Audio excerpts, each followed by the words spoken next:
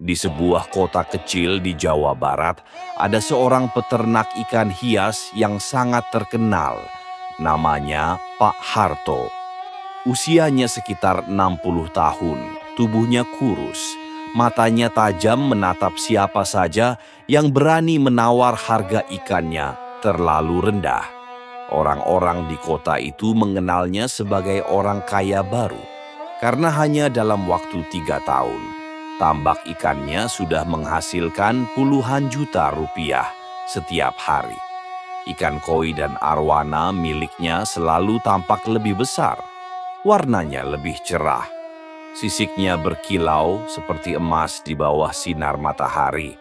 Pembeli datang dari luar kota, bahkan luar pulau, untuk membeli ikan-ikan itu meski harganya berkali lipat lebih mahal dibanding tempat lain. Tapi, di balik semua itu, ada rahasia mengerikan yang hanya diketahui oleh beberapa orang terdekatnya. Mereka yang pernah bekerja di tambaknya, tak ada yang berani bicara. Karena mereka tahu, jika berani membocorkan rahasia itu, hidup mereka tak akan lama.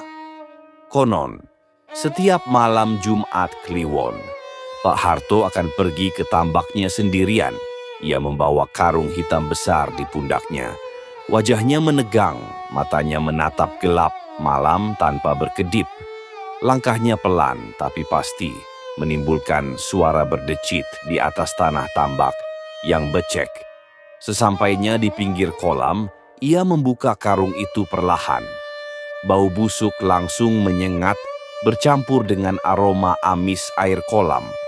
Di dalamnya ada potongan tubuh manusia, mulai dari jari-jari tangan, potongan paha, potongan dada, bahkan kepala yang matanya sudah hilang. Semua itu dilemparkan satu persatu ke dalam tambak. Ikan-ikan koi berwarna merah, kuning, dan putih itu langsung berenang cepat. Mereka menggigit potongan daging manusia dengan lahap. Air kolam bergelombang, menimbulkan suara cipratan pelan yang terdengar menakutkan di tengah malam sunyi. Pak Harto hanya tersenyum tipis. Katanya dalam hati, "Kalian harus makan yang terbaik, agar tubuh kalian tumbuh besar, warna kalian semakin cantik, dan aku semakin kaya." Konon, potongan tubuh itu berasal dari orang-orang hilang di sekitar kota.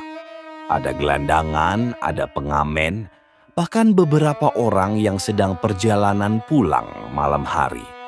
Mereka diculik oleh orang suruhan Pak Harto, dibunuh diam-diam, lalu dipotong kecil-kecil menjadi pakan ikan kesayangannya. Banyak orang bertanya-tanya, kenapa ikan di tambaknya bisa begitu besar dan warnanya begitu menakjubkan. Pernah ada peneliti dari kota mencoba meneliti kualitas airnya, tapi hasilnya nihil. Air tambak Pak Harto sama seperti tambak orang lain. Namun malam harinya, peneliti itu hilang, tak pernah ditemukan lagi.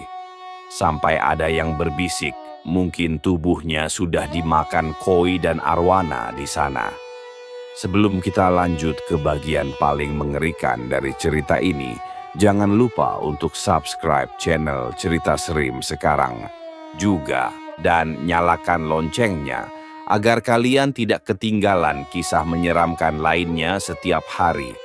Setelah ritual memberi makan ikan dengan daging manusia itu selesai, Pak Harto biasanya menaburkan bunga setaman di atas air tambak. Ia juga membakar kemenyan, menutup matanya sambil berdoa dengan bahasa yang tak dipahami siapapun. Konon, itu adalah mantra pemanggil khodam penunggu kolam agar ikan-ikannya dijaga dari penyakit dan tetap mendatangkan banyak pembeli. Namun, semua kekejian itu punya akibat. Pada suatu malam, seorang pekerja baru, sebut saja namanya Jaka, diam-diam mengintip ritual Pak Harto. Ia melihat semua potongan tubuh dilempar ke kolam. Jaka ketakutan setengah mati tapi ia tak bisa berteriak. Keesokan paginya Jaka menghilang. Ibunya mencari kemana-mana, melapor ke polisi, tapi hilang tanpa jejak. Orang-orang percaya malam itu tubuh Jaka yang malang sudah menjadi santapan ikan-ikan mahal milik Pak Harto.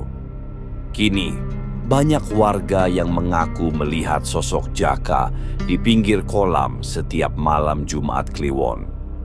Tubuhnya pucat, matanya bolong, mulutnya sobek sampai telinga, berdiri sambil menatap ikan-ikan koi dengan tatapan kosong. Jika ada yang berani menatap balik, maka malam itu juga ia akan mengalami mimpi buruk, melihat dirinya sendiri diseret ke kolam dan dicabik ikan-ikan lapar hingga tewas tak bersisa. Dan anehnya, ikan-ikan itu tetap dijual ke seluruh Indonesia. Siapa sangka ikan koi yang kalian beli untuk akuarium rumah mungkin pernah makan potongan tubuh manusia. Mungkin karena itu warnanya sangat indah.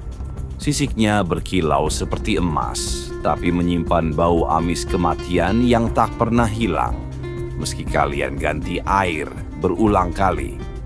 Ada yang bilang, setiap ikan koi yang pernah memakan daging manusia akan membawa kutukan pada pemilik barunya.